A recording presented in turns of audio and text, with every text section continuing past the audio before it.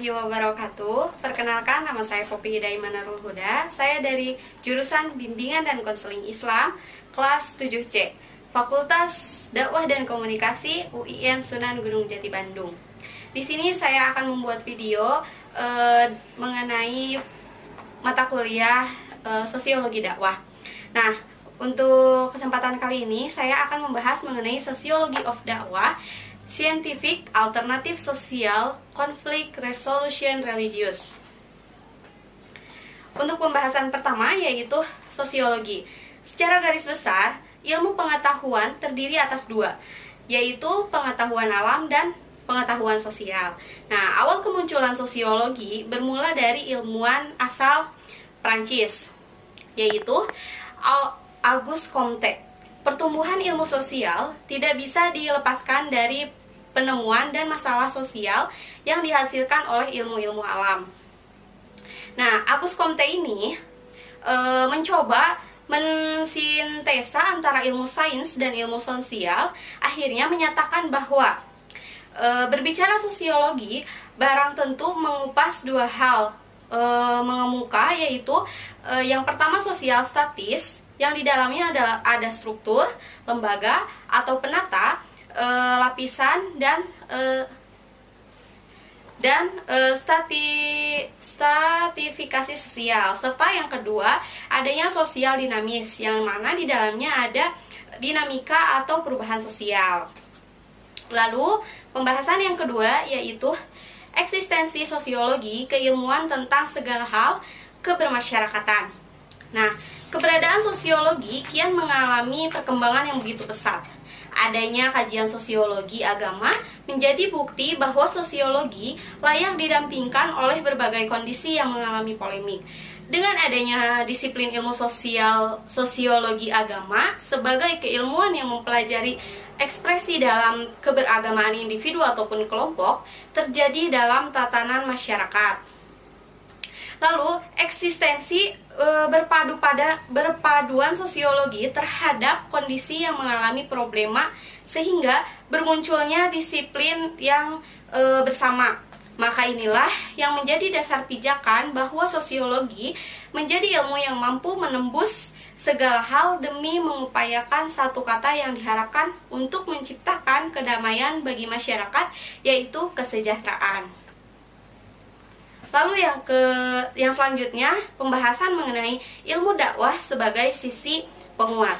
Nah, di sini dakwah merupakan kegiatan di mana terdapat seorang dai dan mad'u yang bersosialisasi di dalamnya dengan membawa proses interaksi sosial antara mad'u dan dai.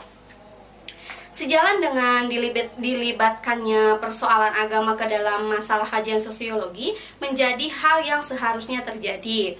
Nah, tatkala dai dan mad'u telah berada dalam satu area, maka itu menjadi penanda hubungan sosial di antara mereka, yaitu antara mad'u dan dai-nya. Lalu, mengingat selama ini manusia seringkali di saat ada saatnya mereka merasa resah, merasa gelisah, bimbang dengan apa saja problema kehidupan yang pada akhirnya menghadirkan jalinan antara hamba dan Allah demi mengharap ketenangan di dalam jiwanya. Maka oleh karena itu, posisi ilmu dakwah sebagai sisi penguat untuk sebuah disiplin ilmu alternatif menyelesaikan masalah seluruh umat beragama yang ada di dunia ini. Lalu yang selanjutnya yaitu problematika dakwah. Nah, di dalam problematika dakwah ini berdampak pada terpecah belahnya manusia. Mulai dari tingkat lokal yang pertama, regional dan internasional. Nah, itu menandakan keutuhan umat beragama sekalipun terdapat ancaman. Nah, padahal bukan hanya dalam Islam saja, mestinya kerukunan itu diupayakan oleh pemuka atau pemeluk agama lain turut menjadikan umatnya agar selalu bersatu dalam bingkai perdamaian.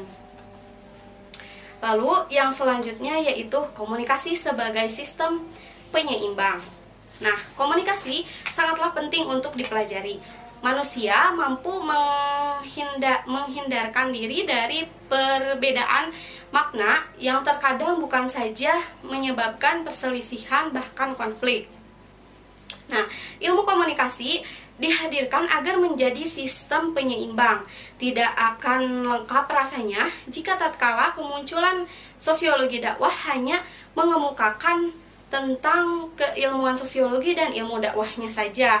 Memberikan pondasi keilmuan komunikasi kala mewacanakan sosiologi dakwah mengakibatkan dakwah nantinya yang menjadi misi setiap umat beragama akan menentukan usaha atau keinginan penebar kedamaian dan berbagai kasih sayang. Lalu yang selanjutnya adalah kemunculan sosiologi dakwah. Nah, dengan pesatnya perkembangan ilmu sosial dan ilmu dakwah, maka sosiologi dipertemukan dengan ilmu dakwah, sehingga disebutlah dengan sosiologi dakwah. Tak lupa tidak hanya dengan ilmu sosial dan ilmu dakwah, tetapi di dalamnya juga sosiologi dakwah itu harus ada komunikasinya. Mungkin itu saja yang dapat saya sampaikan pada kesempatan kali ini. Mohon maaf apabila banyak kekurangan dari saya. Terima kasih. Wassalamualaikum warahmatullahi wabarakatuh.